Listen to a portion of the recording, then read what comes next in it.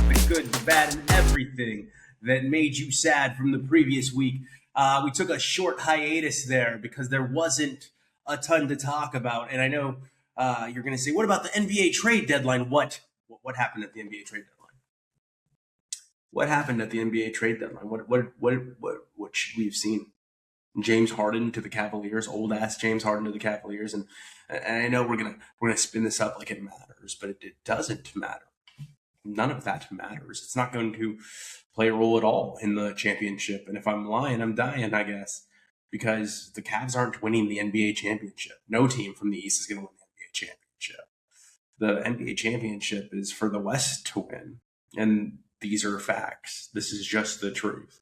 There won't be a team from the East that can compete with the teams in the West.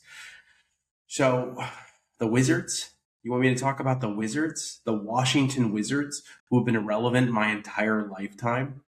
The most relevant the Washington Wizards have been in my entire lifetime has been when they got old ass Michael Jordan, who was done. We all saw that he was done. And when they were the Washington Bullets and they switched to the Washington Wizards, maybe Chris Webber, were they even relevant then? Probably not.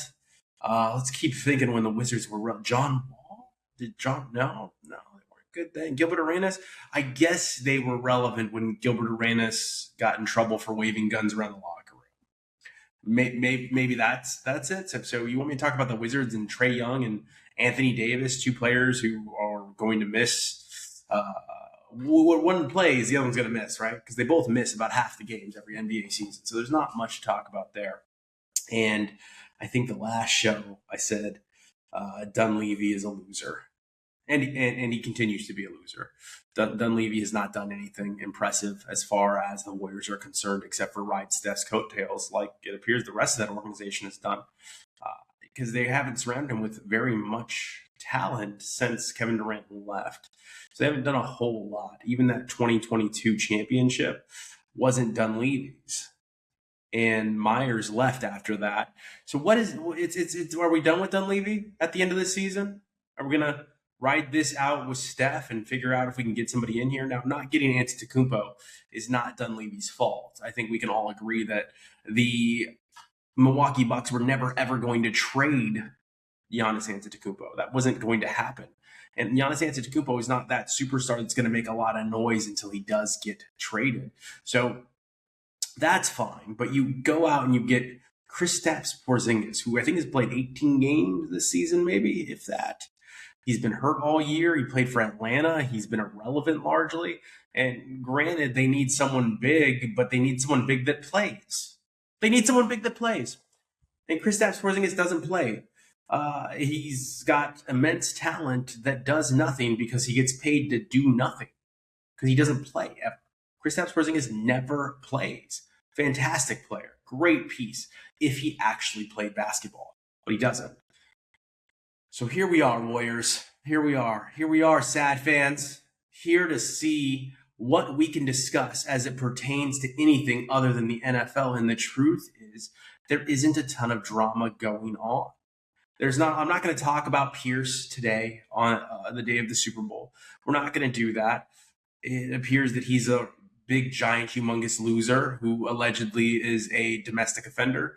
So I did say allegedly, but it's anyone that hits a woman is a loser. You're a huge loser, and that includes people that may run countries. You're just a giant loser, piece of shit is what you are. And you don't deserve any platform. You don't deserve to be promoted. So that'll be the only time we say that individual's name here.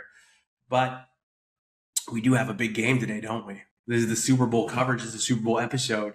And that big game doesn't feel like a big game because we don't have big names in this Super Bowl. Not even the coaches are big name coaches. Like Vrabel is the person I wanted to be the coach of the Raiders. But he's not a giant name head coach. He will be after this year. Moving forward, he will be, but going into this, not really. Drake May could be the future face of the NFL, but is he right now? No. All right. Matthew Stafford took home the MVP, rightfully so. He deserved one, even if it's a body of work MVP. So here we go. We're going to talk about this Super Bowl, and we're going to talk about it in terms that we can all relate to, which is none of us really have a dog in the fight outside of New England or Seattle. Because as I stated before, one of the teams was 1-60 and the other team was 1-80 to even make it to this game. So as far as this Super Bowl is concerned, we are all just fans of the sport today. We're all just waiting to see what's going to happen in this game. And when we say what is going to happen, is Sam Darnold going to lose this game? And I'm sick of the legacy talk. Like, does this change his legs? Shut up. You're just trying to create drama, which is our job as radio hosts. But why don't we be intelligent? How about that? Instead of waving our hands and getting all wacky and crazy, let's just be smart. So let's actually talk about this. No, this is not a legacy changing game. It could be a legacy defining game. It could be a prove them wrong game for Sam Darnold. But Sam Darnold, he was a great quarterback last year. I think over the last 2 years, he has the highest winning percentage over any quarterback. Now, what did he have in common these last 2 years? Number one defense, I think, right? Minnesota, top 10 defense, at least in Minnesota. Number one scoring defense here in Seattle. Other things, a top flight wide receiver. This is all starting to come together. What was it? Jefferson, and now it's Jackson, Smith, and Jigba. So he's got a couple things in common that tend to make quarterbacks really good. What about running game? Well, Minnesota didn't have much of a running game last year, but this year we've got Walker and Charbonnet. So we got a solid running game this year. Sam Darnold has every piece around him that he needs to go out and win the game. Now, the question that I start us off with is, will he lose it? I think that that's a very real possibility. Mike Vrabel and the Patriots defense is nothing to sleep on. This defense has been pretty good. I mean, we could say that they went up against some bad teams, but the truth is this defense has been solid. They've gone out there and they've made major plays to win major games in the playoffs. Yeah, they didn't play anybody, and that's fair. However, they haven't had to. You play the schedule, it's put in front of you. So when we talk about this New England defense, can they get Sam Darnold? Well, last time, in a significant moment, I recall Sam Darnold playing against the Patriots defense. It was when he was a rookie, and I believe he was quoted as saying, "I'm seeing ghosts out there." Does he want to avenge that comment tonight? I think he might. I think he might want to avenge that comment tonight. I think that Sam Darnold wants to go out there and play his cleanest game ever. And I think he might. I think he's going to be put in a lot of positions to succeed, as Kubiak wants to show off one last time what he's been able to build before he goes and takes over as the head coach of the Las Vegas Raiders. And I think that he wants to show up as a Super Bowl winning coach when he goes and takes over the Las Vegas Raiders. I think that that's going to say a lot, not a Super Bowl losing coach. I think in large, Sam Darnold is going to play a major role in that, in playing a very clean game. Sam Darnold has a lot to live up to in this game because he made some huge moves throughout his career, and these last 2 years have been angelic comparative to what he has seen in the past. So as we stop with our Sam Darnold chatter, I think we ended on, yes, he has a lot to prove. Yes, he will prove a lot of doubters wrong, but he has a long way to go for legacy. There's not a ton of quarterbacks that traveled as much as Sam Darnold has. I think he's been on 5 NFL teams that have had their legacy turned around with one game or one season. Sam Darnold has a few more seasons in him to turn everything around as far as the way he's been perceived, but hats off to the kid. He's been fantastic this year and last year. He turned into a pumpkin in the playoffs last year, and this year he's been able to ride this out. He has not been the reason his team has lost, and he put up over 300 yards against the Rams. And if he hadn't done that, we'd be watching the Los Angeles Rams in this year's Super Bowl, and we're not. So that says a lot about what Sam Darnold's been able to do. But let's get back to that number one ranked scoring defense. That number one ranked scoring defense is going to be where our eyeballs are going to be. And I don't think Woolen will make another mistake like he made against the Rams. I think Woolen will be incredibly disciplined in this game. And I don't know that the New England Patriots have the weapons to go out and put this defense in positions that it hasn't been in already. I don't think that you're going to see this defense put into deep water. I think that this defense has seen every single thing that the New England Patriots are going to be able to throw at them already. I think that this defense has beaten teams that are significantly better than the New England Patriots. I think this defense has competed against offenses that are better than these New England Patriots. And I think we're going to see that on this game, on this evening. And when we watch this game, I want you to watch that defense and watch the havoc it wreaks with Drake May's mind, with Drake May's eyes. Because Drake May, though he is an up-and-coming quarterback, Drake May has not seen the likes of this defense. And Drake May was caught on Hot Mic talking to McDaniels, talking about how hard it was. Well, guess what, buddy? It's going to get a lot harder. It's not getting easier in the Super Bowl. And he's coming off of an injury where he wasn't even able to practice all last week. So what Drake May are they going to get? Are they already setting up the excuse machine here? Is that what's going on? Is Drake May fully healthy? And is it just that they're about to play this Seattle defense and they're just cranking up that excuse machine already? Well, he's hurt going into the game. No one knew what was really going on. Drake didn't have a ton of time to practice with the team. Drake this, Drake, are we already setting this up? Because that's what it feels like. I think Drake May is fine. Drake May looked fine. Everybody's hurt this late in the season. No one's fully healthy. So asking for a player to be fully healthy is foolish. What we're asking for is you to go out there, no matter how injured you are, and beat the number one scoring defense. Let's talk about Drake May and why we're asking this of him. Drake May was the number one ranked deep ball thrower in the NFL this season. Granted, it was a down year for Patrick Mahomes, but he was ranked number one. Drake May is also extremely athletic, not deceptively. Don't say that just because he's a white guy. Drake May is extremely athletic, and Drake May brings a ton to the table. But does Josh McDaniels fully understand how to use that skill set? I don't know that he does. Josh McDaniels has been proven to be a great offensive coordinator, a great offensive mind. However, Drake May is the most athletic quarterback that Josh McDaniel has ever worked with. Maximizing that capability, maximizing that athleticism against the number one scoring defense should be Josh McDaniels' main priority. And I don't think he's going to be able to do that. Now, when he plays this defense, and he has played number one defenses before, what does Josh McDaniel come up with to keep Drake May out of hot water?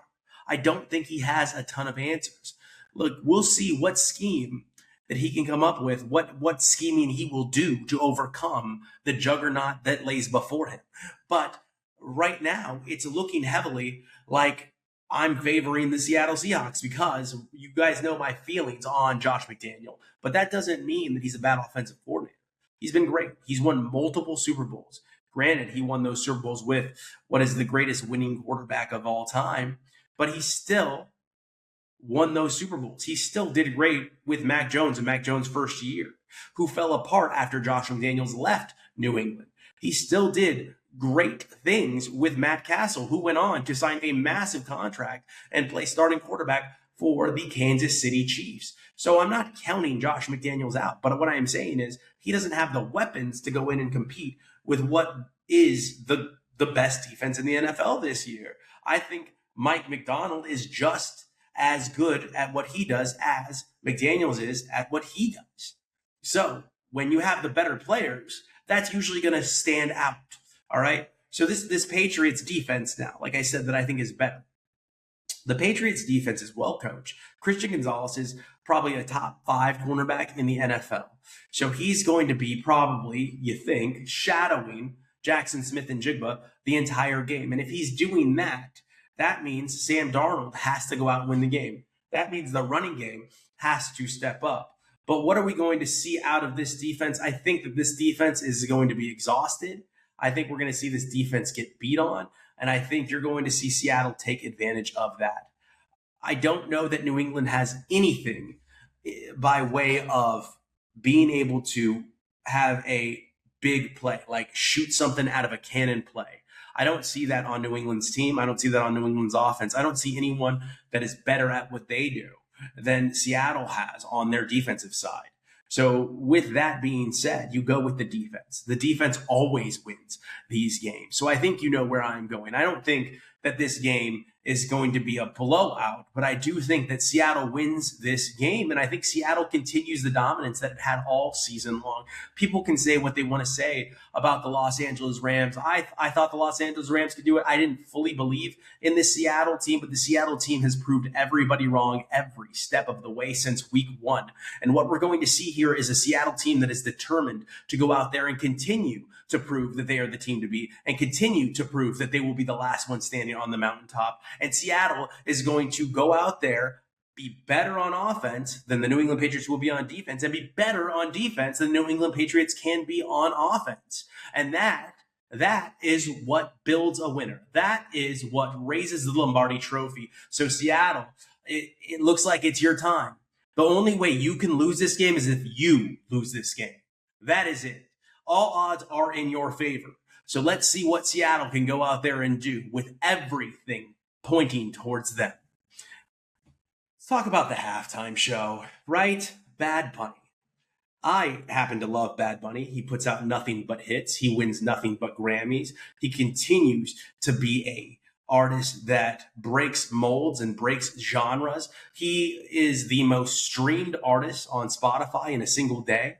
He's, I believe, the first one ever to hit certain millions of downloads or streams in a single day. Bad Bunny is a legitimate superstar, and he just happens to have Spanish as his first language and English as his secondary language. And it's very interesting to see what's happened here. We've had, let's think about this, halftime performers in the past. Paul McCartney, not an American, but you guys sure got up for that, didn't you? You did, yeah. That was one. The Stones, the Rolling Stones. You guys got up for that one too. Not American, though. Not American. All right, Coldplay, right? No, also not American. Not American, but I don't remember the outrage, huh? There's a theme here, I think. We're following a theme. They all tend to lean a certain skin color. U2, though, right? No, they're also not American, nor do they stand for anything that a lot of people that are sitting back complaining, saying they're not going to watch this. They're going to go tune into what Kid Rock and Jelly Roll, which is, golly, what a halftime show that's going to be. What are you going to be jumping up and down singing Ba with Ba? You're going to go all the way back to In the Valley. The Cowboys aren't even in this Super Bowl, and you're going to be sitting on your couch singing, I'm a cowboy, baby. You're going to take it back to, 2000 was the last time Kid Rock was relevant. Kid Rock is only relevant because you losers have made him relevant. You have strapped your flag to him and told him to run through the masses with it. That is the person you want representing you? Anyway, why did I say all that? Why did I name all those halftime performers, all of which were not American? Well, that's to say Puerto Rico is a part of these United States, and it has been for over 100 years. So you've had over 100 years to not be idiots. And you've chosen the path of being big, dumb, stupid idiots. Yeah, I don't care. I don't care if you don't like it. I don't care if you don't want to listen anymore. But you're all stupid, is what I'm saying. Because Bad Bunny, though his first language is not English, is from the United States of America because he is Puerto Rican from Puerto Rico. And simply because you forget or don't know or are just not educated, which it seems most of you are not educated. You seem to fall back on things that are not real. You seem to fall onto conspiracy theories because you are stupid and you just need to believe that you're not. So you go with something that has no research to back it and choose to be the dumbest part of the United States. You choose to be what is mocked within the United States. And enough's enough. If you can't tell the difference between an American and a foreigner just simply because of skin color, well, then you're not worth our time. So I hope that this is the last time I ever have to address this situation. But as a proud Puerto Rican American, if you are somebody that is supporting some of the things that have gone on, if you are somebody that is saying Bad Bunny is not an American, if you are somebody that is saying you are going to tune in to a different halftime show simply because you want to support America, well, then I say this as politely as I can. Fuck off. Thank you so much for joining us here on The Sad Fan. We look forward to speaking to you each and every week, and we will see you next time.